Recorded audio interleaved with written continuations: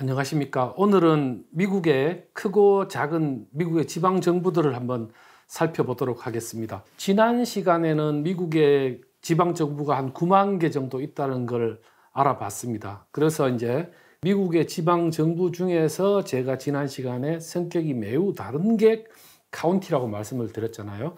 어떤 분은 그걸 정의를 해놨더라고요. 카운티는 주의 아들이다, 이렇게 해놨더라고요. 이게 주의 아들 카운티를 한번 살펴보겠습니다. 그래서 전통적으로 카운티는 주의 아들이니까 주의 행정기구로 만들어졌고, 그러면서 자치 기능은 약화할 수밖에 없었죠. 기구나 기능을 조정하거나 운영할 수 없도록 주정부의 헌법이나 법령에 의해서 통제를 받고 있었습니다. 그래서 카운티는 점차 자치권이 확대돼 가고 있다고 했잖아요. 전통적으로는 카운티는 재산세 받고 법 집행하고 선거 관리하고 기록 유지하고 도로 유지하고 주의 일을 해왔는데, 현재는 주민들의 요구가 높아지다 보니까 건강보호, 병원, 대중교통, 산업발전, 사회서비스 등을 포함하고 있고 점차 자치가 확대되고 있습니다. 그리고 카운티의 전통적인 구조는 최고위원이죠. 최고위원 또는 감독관이라고 불리는 선출직에 의해서 운영되고 있는데, 이게 카운티 정부의 중앙정책 결정기구입니다. 최고위원회는 카운티 법령을 집행하고 카운티의 예산을 승인하고 카운티의 공공사업부서와 카운티의 공원부서 등의 공무원을 임명하죠. 그리고 위원회의 위원 중에 한 분이 위원회의 장이 되는, 위원회가 운영하는 정부가 되죠. 그리고 카운티 정부의 최고위원회는 보통 3명 내지는 5명의 위원으로 구성되고 있고 한 달에 2번의 정규적인 회의를 개최한다고 합니다. 그런데 카운티는 공무원도 선출하는 복수의 집행 구조를 가지고 있습니다. 그래서 우리가 잘 아는 카운티의 보안관이죠. 셰리프라고 부르는 보안관, 카운티 검사장, 카운티 서기, 카운티 재무관, 카운티 세금 사정관을 선출직으로 두고 있습니다. 일부 주에서는 검시관도 선출직으로 두고 있기도 합니다. 이제까지 카운티를 알아봤으니까 진정한 지방정부를 한번 알아보겠습니다. 미국은 2가지 목적의 지방정부가 있다고 지난 시간에 말씀을 드렸습니다. 우리나라와 똑같은 일반 목적 지방정부, 그리고 우리에게는 낯선 특별 목적 지방정부가 있다고 말씀을 드렸고, 지난 시간에 특별 목적 지방정부와 일반 목적 지방정부를 합쳐서 9만 개 정도 된다. 그래서 일반 목적 지방정부가 4만 개고 특별 목적 지방정부가 5만 개 정도 된다고 말씀을 드렸습니다. 먼저 특별 목적 지방정부를 알아보겠습니다. 미국의 특별 목적 지방정부는 특별구와 학교구로 구성이 되어 있습니다. 특별구는 일반 지방정부가 할 수 없거나 하지 않는 일을 하기 위해서 설립된 지방정부입니다. 그리고 특별구는 특별한 지역에서 요구되는 특별한 서비스 수요를 충족하기 위해서 만들어지는데 3가지 방식에 의해서 설립이 됩니다. 첫째, 주가 법을 제정해서 특별구를 만들 수도 있습니다. 둘째, 일반 목적의 지방정부들이 특별한 문제를 해결하는 방법으로 특별구, 특별지방정부를 설치할 수 있습니다. 셋째, 주민이 청원해서 특별구를 설치할 수도 있습니다. 그래서 이 3가지 요건으로 만들어지고요. 이러한 특별구는 보통 하수처리, 소방, 상수도, 공해 방지 같은 하나 또는 둘 이상의 특별한 서비스를 제공하기 위해서 만들어지는 정부 단위다, 이렇게 이해해 주시면 되겠고요. 모든 특별구가 똑같이 조직되어 있는 것은 아닙니다. 이 미국 지방자치의 특징이 모두 똑같이 되는 게 잘 없다는 건데, 특별구는 대체로 한 92% 정도가 단일 기능을 제공하고 있고 그 제공되는 기능은 매우 다양합니다. 자연자원관리, 소방, 주택 등등등 굉장히 다양하게 돼 있고, 특별구의 예산과 인력 규모 또한 천차만별로 차이가 있습니다. 미국에서 특별 목적의 지방정부가 필요한 이유는 일반 목적의 지방정부의 한계하고 관련돼 가지고 있습니다. 첫째, 일반 지방정부가 기술적 전문성이 부족할 경우입니다. 둘째는 뭐냐면 일반 목적의 지방정부가 그 업무를 잘하기 위해서는 재정이 부족할 때입니다. 셋째는 전 세계 어느 나라로 비슷한 이유인데 정치적 이유로 특별지방정부가 만들어질 수도 있습니다. 학교구는 여러분들 지난번 시간에도 들으셨겠죠. 교육을 목적으로 하는 하나의 특별구고, 이게 사실 미국에서 가장 많은 특별구였습니다. 그리고 40년 전에는 이 학교구만 한 5만 개가 됐는데 지금은 학교구가 계속 줄어가지고 한 3분의 1 수준으로 지금 돼 있다는 거고요. 이 줄어든 이유는 결국은 재정이 부족하니까 일반구하고 좀 이렇게 일반 목적 지방정부하고 합쳐지는 경향을 보여왔습니다. 그리고 성공적으로 운영되고 있는 특별 목적 지방정부를 몇 개 보여드리겠습니다. 포트 디스트릭트죠. 항구를 관리하는 정부입니다. 포트 오브 로스앤젤레스, 캘리포니아에 있죠. 미국 최대의 항구로 무역과 물류를 관리하고 지역 경제의 중심 역할을 하고 있습니다. 그리고 하나는 시애틀에 있는 포트 오브 시애틀인데 항구뿐만이 아니라 시애틀 국제공항도 관리하는 종합교통의 중심지 역할을 하고 있습니다. 굉장히 전문성이 있죠. 그 다음에 이제 운송과 관련된 운송 디스트릭트, 그 다음에 공원 및 여가, 이걸 전문적으로 관리하는, 공원만 전문적으로 관리하는 디스트릭트, 특별구죠. 그 다음에 수자원을 관리하는데, 이런 데를 보면 센트럴 애리조나 프로젝트를 그래가지고 애리조나 지역에 콜로라도 강물을 공급해가지고 물 수요를 보충하기 위해서 운영되는 그러한 다양한 형태의 특별 목적 정부들이 존재하고 있다, 이렇게 이해해 주시면 되겠고요. 그 다음 하나는 미국의 일반 목적 지방정부. 이거는 이제 우리가 익숙한 거죠. 우리하고 형태가 같은 건데 미국에 대략 한 4만 개 정도, 조금 안 되게 있습니다.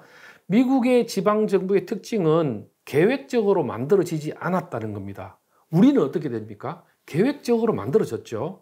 오히려 미국의 지방정부는 시민의 요구, 이익 집단의 압력, 그리고 지방정부의 묵인, 다양한 이유로 성장해 왔습니다.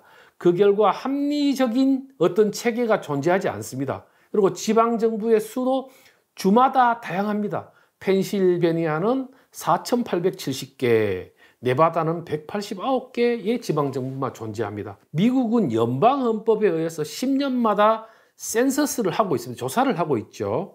이 센서스는 굉장히 미국에서는 연방헌법에 명시되어 있고 중요한데, 왜 그러냐면은 여러분들 잘 아시다시피 하원의 인구 의원을 정하고, 그리고 10년마다 센서스를 해서 그걸 변동시키죠. 그 다음에 대통령 선거인단을 정하기 때문에 그렇게 주의 파워를 정하는 매우 중요한 센서스이기 때문에 여러분들 이걸 아시면 되겠어요. 그리고 근데 이 센서스에서는 지방정부를 5개로 구분하더라. 카운티, 그 다음에 일반시, 타운, 교육구, 특별구, 이 5가지 유형으로 구분하더라 하는 것을 알아주시면 좋겠습니다. 그리고 우리하고 비교했을 때 단일 목적 일반 지방정부의 경계하고 특수 목적 지방정부의 경계는 같아질 수도 있고 2개에 걸쳐 있을 수 있다는 겁니다. 그래서 이 경계는 특별 지방정부는 일반 지방정부와 비법인지구의 영역을 경계로 해서 만들어진다는 겁니다. 미국의 주 정부별 지방정부 현황을 이 표를 한번 자세히 보시면 좋겠습니다. 여기에 이제 다양한 주별로 이제 카운티는 어떻게 돼 있고, 그 일반 시는 어떻게 돼 있고, 타운하고 타운십은 어떻게 돼 있고 하는 게 이제 센서스 결과로 이렇게 보여집니다. 요 지금 그림은 2012년 조사 현황이네요. 그 다음에 이제 그 미국의 일반 시를 한번 알아볼게요. 일반 시는 시티를 의미하죠. 이 두 단어는 서로 교체가 가능한데 주 정부의 헌법, 헌장에 따라서 사용이 되죠. 그리고 어떻게 만들어지고 무엇을 하는가 하는 관점에 따라 이 카운티하고 다르죠. 역사적으로 시는 지방정부의 기본 단위입니다. 미국의 시티는 한 19,000개 정도 되는데 이 중에서 인구가 2,500명 이상인 것은 대략 6,000개라고 합니다. 그러면 무슨 말이죠? 인구 2,500명이 안 되는 시가 13,000곳 정도 된다 이겁니다. 그래서 시티가 카운티와 다른 점은 시티는 주민이 만들 수 있고 등록되는 법인이라는 겁니다. 주민이 청원해서 주 헌장에 따라서 설치가 되고 법인으로 되는, 등록되는 법인이라는 겁니다. 그래서 시티는 진정한 현대적 의미의 자치기구죠.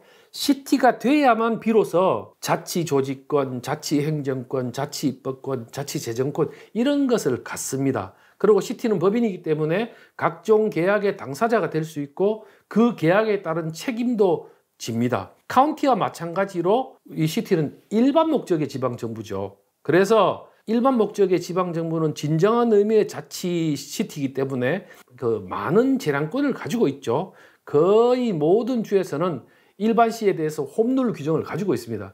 게다가 카운티보다 시민들 당연히 광범위한 서비스를 제공하고 있습니다. 만약에 카운티보다 더 많은 서비스를 제공하지 않는다면 주민이 시티를 만들지 않겠죠. 그리고 이제 미국의 타운하고 타운십, 타운하고 타운십은 카운티나 시하고 구별되는 또 다른 형태의 정부 형태죠. 그리고 주민총회형 타운 미팅을 해가지고 직접 민주주의 전통을 이어가고 있습니다. 1년에 한 번씩 미팅 의회를 열고 지역 주민들이 지역 공동체가 직면하고 있는 여러 가지 문제에 대해서 결정하고 공무원을 선출하고 법령을 통과시키고 세금을 부과하고 예산을 선택하죠.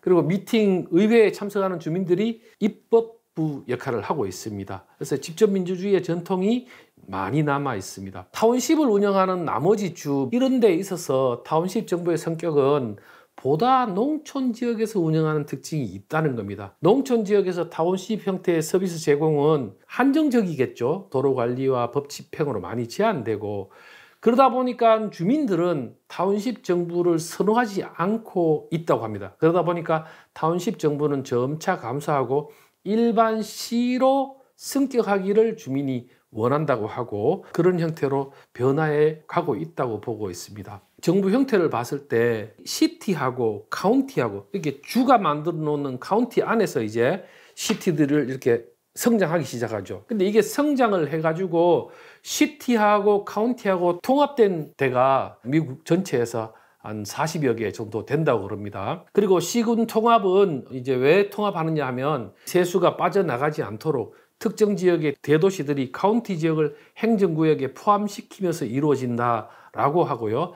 도시와 카운티 기능을 모두 처리하는 통합정부의 구조는 일반적으로 통합시 카운티 정부 이렇게 불린다고 합니다. 이러한 형태의 정부는 도시와 카운티 정부의 책임과 권한을 하나의 기관으로 통합해서 운영하고, 이를 통해서 행정 서비스를 절차를 간소화시키고 비용을 줄이는 효과를 가져올 수 있다고 합니다. 통합정부, 이렇게 시티하고 카운티를 통합한 정부의 구조의 특징은 단일 정부 기관이다. 그리고 통합 예산 관리를 한다. 그 다음에 지역 대표성이죠. 주민들이 지역위원회나 이사회를 통해서 대표성을 가질 수 있지만은 통합정부의 구조 안에서는 더 이게 운영권이 커지게 되겠죠. 그 다음에 협력 개선, 이러한 목적으로 구조적 특징을 가지고 있다고 합니다. 사례로는 샌프란시스코, 인디애나폴리스, 내시빌, 잭슨빌 이런 데들이 있는데요.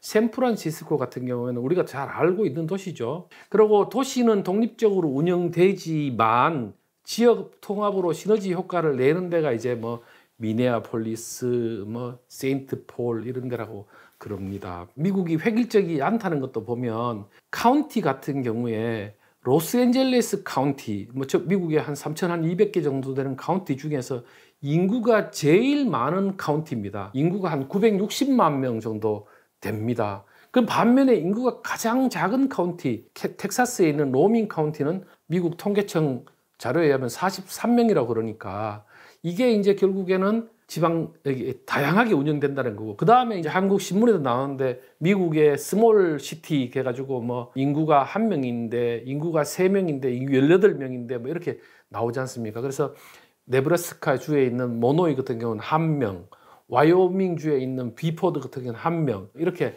인구가 적은 시티도 있죠. 그리고 이제 우리가 잘 알고 있는 뉴욕시 있죠. 뉴욕시는 5개의 자치구로 구성이 되어 있는데 이 자치구가 우리하고는 다릅니다. 이 자치구 5개가 카운티입니다. 그러니까는 카운티 5개에 걸쳐서 만들어져 있는 도시가 뉴욕시입니다. 그래서 신문을 보니까 이렇게 되어 있더라고요. 중앙집권공화국 뉴욕시 이렇게 해가지고 뉴욕시 안에서 자치하기가 너무너무 힘들다는 거죠. 왜냐하면 나무인데 이게 숲이 아니고 나무인데 나무가 커진 거니까 그렇게 보시는 거 아닌가 이렇게 생각이 됩니다. 뉴욕시는 5개의 카운티로 되어 있는데 우리가 잘 아시죠? 맨하튼, 브루클린, 퀸즈, 브롱크스, 스테든 아일랜드 이렇게 5개의 카운티로 구성이 되어 있습니다. 그 다음에 이제 우리가 LA를 한번 보면은요. LA는 로스앤젤레스 카운티의 일부입니다. 로스앤젤레스 카운티 안에 있는 도시들을 보면은요.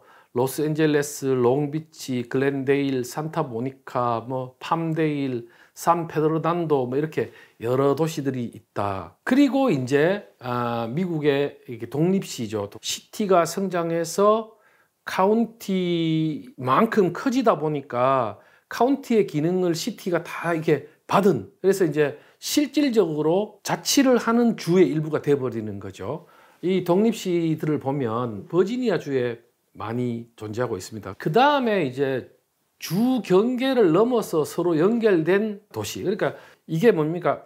하나의 시티가 두 개의 카운티에 걸칠 만큼 커지는 경우이긴 한데 좀 너무 재미있는 게 주를 다르게 하는 도시입니다. 시티가 그러니까 A주에도 있고 B주에도 있는 이런 우리로서는 참 이렇게 생각하기 힘든 그런 형태죠. 대표적으로 이제 캔사스 시티, 텍사르카나, 유니온 시티 이렇게 있는데 캔사스 시티 같은 경우에는 미주리주와 캔사스주에 걸쳐서 있습니다. 그리고 카운티도 여러 개 소속돼 있고 그 다음에 텍사르카나는 텍사스주와 아칸소주에 걸쳐서 이렇게 성장해 있죠. 그 다음 유니온 시티는 테네시주와 켄터키주에 걸쳐서 있습니다. 이 말씀 뭐냐 하면은 출발의 근원이 다르다는 겁니다. 주가 만들어 놓고 주민이 원해서 시티를 만들어서 이 시티들이 지속적으로 커가면 어떠한 한계도 없이 주민이 원하면 성장해 나갈 수 있다는 것을 지금 보여주는 거가 되겠죠. 그 다음에 이제 주 경계를 넘어서 서로 연결되는 이 메트로폴리탄 도시들이죠. 이게 대도시 연합이라고 보여지는데 이런 도시들도 지금 뭐 실제로 많이 존재하고 있습니다. 이제 그 메트로폴리스하고 메트로폴리탄하고는 조금 다르죠. 메트로폴리스는 대도시를 이야기하는 거고 메트로폴리탄은 광역권 대도시 연합이 되겠습니다. 그렇게 이해해 주시면 좋겠습니다. 지금까지 미국의 크고 작은 지방정부의 유형들을 한번 살펴봤습니다. 이게 뭐 얼마만큼 이게 전달이 되실지는 모르겠는데 결국에는 주의 아들인 카운티와 주민이 만든 주 헌장에서 만든 지방정부는 크고 작게 다양하게 존재할 수 있다. 그러니까 결국에는 주민이 결정하면은 주의 경계를 넘어서도 도시가 성장해 갈 수 있다 하는 우리와는 굉장히 철학적 기반이 다르죠. 그거를 말씀을 드렸습니다. 감사합니다.